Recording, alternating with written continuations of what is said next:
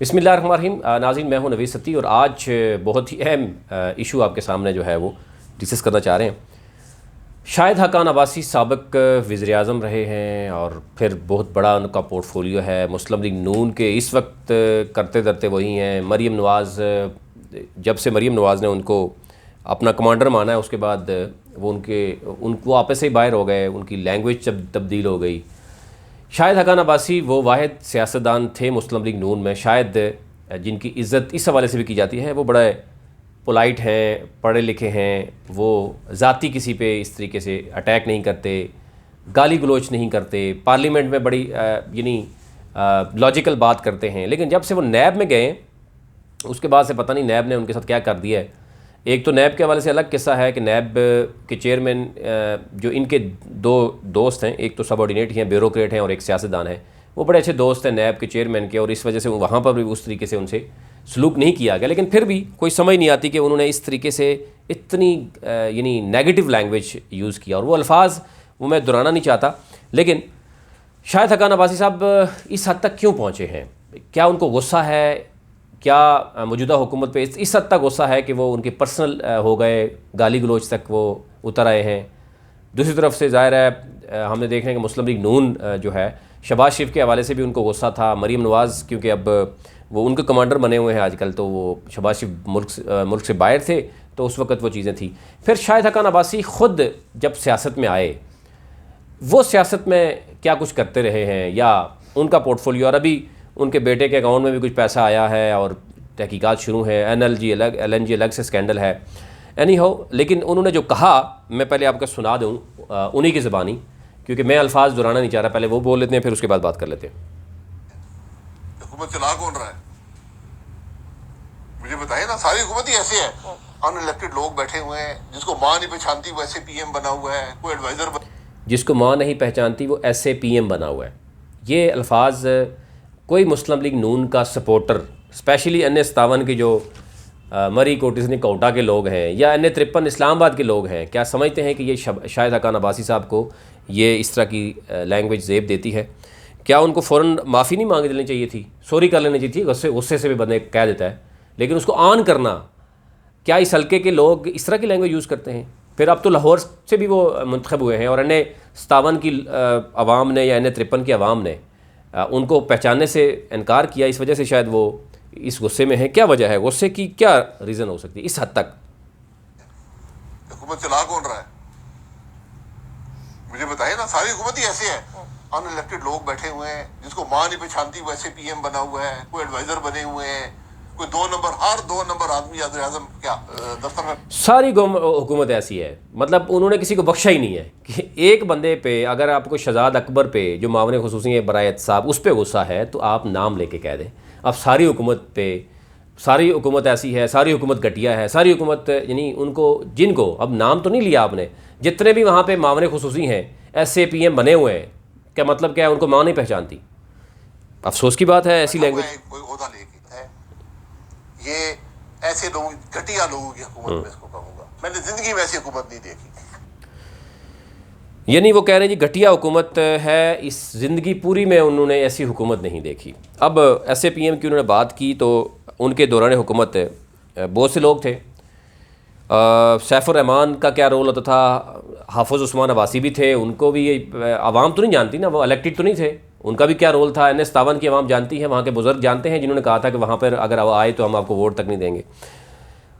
मिफ्ता इस्माइल का क्या रोल था? वो कौन थे? वो इलेक्टेड थे। इसी तरह तारिक फ़ातमी थे, सत्ताज अज़ीज़ शुरू में क्या कुछ करते रहे, आसिफ करमानी थे, मतलब ये वो लोग थे, और इससे कई मज़ीद दर्जनों लोग थे जो फिर शहबाज शरीफ का जो कटा शटा मैं अगर बताऊँ आपको, जितने भी बड़े बड़े बिल्डर्स थे वो चंद मिलियन देने के बाद वो अपने आप को पता नहीं क्या कुछ समझते थे। फिर यहाँ तक कि इस्लामाबाद का मेयर भी वो शख्स है जो इलेक्टेड लोगों पे बैठा दिया गया, उसके बारे में कभी किसी ने लैंग्वेज नहीं यूज़ की। इलेक्टेड लोगों पर ऐसा पैराशूटर है कि जिसका करैक्टर ये है कि जिसके बारे में कहा जाता है वो कंट्रैक्टर है और नवाज शरीफ के ज़ाती घर बनाता था, मरी में बना दिए, फलानी जगह बना दी, ये एक उसूल है।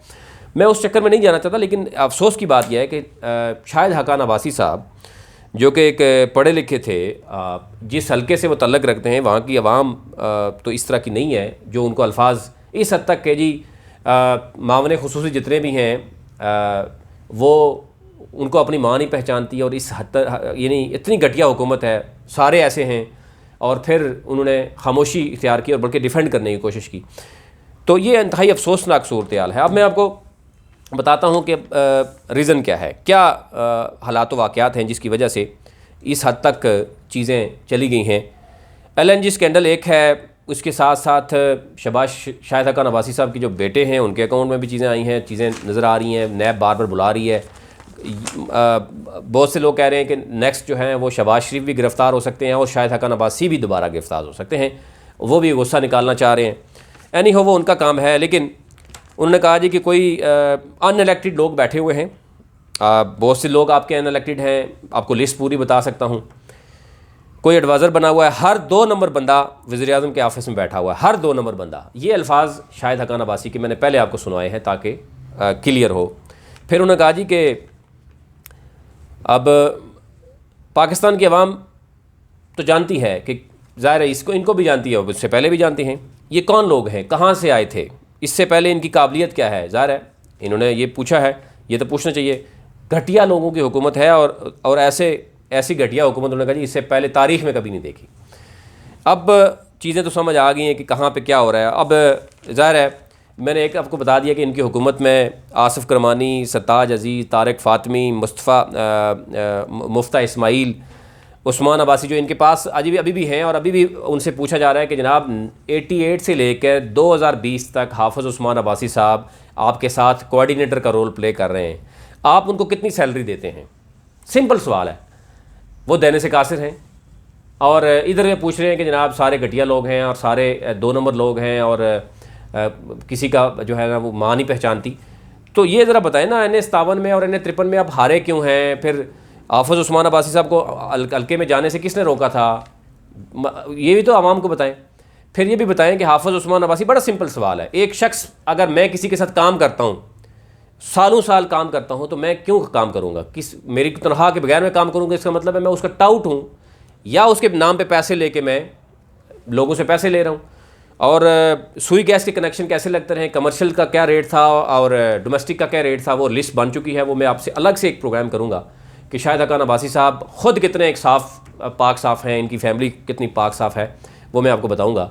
लेकिन जो लैंग्वेज उन्होंने यूज़ की है उनको फ़ौरन माफ़ी मांगनी चाहिए थी, क्योंकि उनका अपना करैक्टर जो एक शख्स के बारे में, बाकी सारी चीज़ें हम कहते रहे, लेकिन हम एक कहते थे कि जनाब शाहिद हक़ान अब्बासी साहब करैक्टर वाइज बहुत यानी क्लियर हैं, लेकिन वो ख़ुद जब दूसरे लोगों को 2 नंबर समझेंगे, अपने साथ उनके बहुत कुछ ऐसे लोग होंगे, और एक बात, ये सवाल का जवाब नहीं दे सकते कि उनके साथ उनके कोऑर्डिनेटर हैं, उनकी सैलरी कितनी है, उनका घर कैसे चल रहा है। अगर आपके साथ एक शख्स है, आप उसको पैसे क्यों नहीं देते, इतनी ज़्यादती क्यों कर रहे हैं? फिर अगर आप तनख्वाह नहीं दे रहे उस शख्स को, और वो शख्स आपके नाम पर, आप पहले आपके पास आपको पता है कि क्या क्या महकमे रहे हैं, आप वज़ीर-ए-आज़म भी रहे हैं, उससे पहले आप सुई गैस का महकमा आपके पास था, आपको पता है कि बहुत सी चीज़ें होती नहीं, आप ख़ुद पकड़ते रहे, आप ख़ुद नाराज़गी का इज़हार भी करते रहे, आपको सारी चीज़ें बताई गई हैं, आपको पूरी इन्वेस्टिगेशन बताई गई थी जनाब क्या कुछ हो रहा है, आपने अलग भी करने की कोशिश की, आप हल्के से भी किया, लेकिन आप ये बताने से कासिर हैं कि जनाब हाफ़िज़ उस्मान अब्बासी साहब को सैलरी कितनी दे रहे हैं।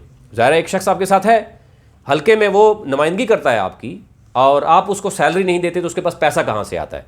फिर ये भी बताया जाए कि वो पैसा, अगर वो आप सैलरी नहीं देते, वो पैसा किसी से अगर लेके अपना घर चला रहा है, तो वो हलाल है या हराम है, ये भी बता दें। आप बहुत साफ़ सुथरे हैं, और आप अगर आप ज़्यादती कर रहे हैं एक शख्स के साथ, 88 से एक शख्स आपके साथ 2020 तक है, आप उसको सैलरी नहीं देते, तो ये इससे बड़ी आप ज़्यादती क्या करेंगे? और आप इतने बड़े बड़े आपने जनाब एयर ब्लू में भी आपके शेयर्स हैं, ब्लू पॉइंट्स भी आपका बन गया। अब मैं आपको बताता हूँ जनाब के मामलात क्या हैं। मैं आपको सिर्फ ये बताता हूँ, ये शाहिद हक़ान अब्बासी साहब से पूछा जाए जनाब कि 97 के बाद से पहले आपके पास क्या था, 97 के बाद आपके पास पैसा कहाँ से आया? सीधी सी बात है, उससे पहले कितना एक आपके पास बैंक अकाउंट थे, कितना एक सोना पड़ा हुआ था, कितने घर थे आपके। एयर ब्लू बाद में बनी, ब्लू पॉइंट होटल में आपने कब बना वो मैं आपको बताता हूँ ज़रा। आप मुझे बताएं जी, एक तो F72 में जो आपका घर है वो आपके 4 बहन भाई हैं, उन्हीं के नाम पे है। एक आपका देवल का घर था, 97 में आपके असासे जो हैं मैंने जो देखे हैं उसमें यही शो किया आपने, और आप सच्चे भी हैं, आप खरे भी हैं, आप बड़े मैंने वाज़े अल्फाज में बात करने वाले लोग हैं। फिर उसके बाद ज़ाहिर है आपने चेयरमैन आप बन गए PIA के। उसके बाद आपके जो फ्रंटमैन मैं कहूँगा, वो जो ठेके देते रहे लोगों को, कॉन्ट्रैक्ट पे गाड़ियाँ भी जाती रही, कॉन्ट्रैक्ट पे खाने भी जाते रहे, इवन बहुत कुछ होता रहा। उसके बाद से जनाब मामला चलना शुरू हो गए, आपके वो लोग भी निकलना शुरू हो गए जो आपके इलेक्शन में आपके साथ पैसे लगाते थे। और अगर ये आप समझ रहे हैं कि उन लोगों को आगे करके वो लोग अपना जो मर्ज़ी करते रहे और आप इलेक्शन जीतते रहे और आप ये समझते कि आपने पैसा नहीं लगाया, किसी को करप्शन नहीं दी, सबसे बड़ी करप्शन यही है कि आपके यानी आप ख़ुद ये चाहते हैं, शरीफ बनने की कोशिश करते हैं और आपने लोगों को खुली छुट्टी देते हैं। और अगर नहीं पता तो मैं आपको बताता हूँ कि गैस के मीटर कहाँ कहाँ पे कितने कितने पैसे दे के लगाए, कहाँ कहाँ पे नगद पैसे दिए जाते रहे, उसकी वीडियोज़ अगर हैं तो वो भी आपको मिल जाएंगी। बस चंद दिन का इंतज़ार कीजिए, उनको मुझे आने दें, वो फैसलाबाद में मौजूद हैं, ये भी बता दूँ आपको। एनी हाउ आगे चलते हैं जी। पहले तो ये बताया जाए, शाहिदा खान अब्बासी साहब के 97 के बाद आपने एयर ब्लू में गए, सॉरी PIA में गए, PIA के चेयरमैन थे, PIA के चेयरमैन के बाद उसी से तजर्बा आपने हासिल किया, उसी से कुछ चीज़ें लीं, उसी से बंदे तोड़े जो रिटायर्ड हुए, और आपने आके मुशर्रफ दौर में जब कड़ा एहतसाब हो रहा था जनाब मुस्लिम लीग नून का, उस वक्त आपने एयर ब्लू के साथ काम शुरू किया। तकरीबन जो हमारे पास ज़रा बता रहे हैं 1.5 अरब से ज़ायद आपके वहाँ पे शेयर्स हैं। आप ज़ाहिर चीज़ें हैं, मामूली सी रकम है आपके लिए, लेकिन बहुत सी चीज़ें ऐसी हैं। फिर ब्लू पॉइंट्स होटल जो था, जो हम देख रहे हैं कि उसकी जो 27 नंबर पे मुझे मेरे पास डॉक्यूमेंट्स जो शो कर रहे हैं, आपने 28 कनाल का रकबा है, तकरीबन 40 कनाल से ज़ायद उस पर कब्ज़ा हुआ है। और ये क्योंकि बात यहाँ रुकेगी नहीं, अब तो कोर्ट में जाएंगी और कोर्ट में ही फैसला होना चाहिए कि पता चलना चाहिए कि 28 कनाल की जगह है और 40 कनाल से ज़्यादा कब्ज़ा हुआ है। ज़्यादा जंगलात की जगह है, लेकिन अफसोस की बात है कि वो जगह लीज़ पे किसको दी जाती है। मैं NS57 की आवाम से पूछता हूँ, ज़रा आप मुझे बताएं, NS53 की आवाम ने बताया, और लाहौर से जहाँ से जीते हैं वो भी बताए, क्या आम शख्स को ये लीज़ मिल सकती थी? इसमें कौन साहब हैं जनाब? एक तो शाहिद हकान अब्बासी साहब हैं, उस वक्त 1988 से 1990 के दरमियान ये लीज़ की गई जगह, उस वक्त ये है member national assembly Shahid हकान Abbasi साहब।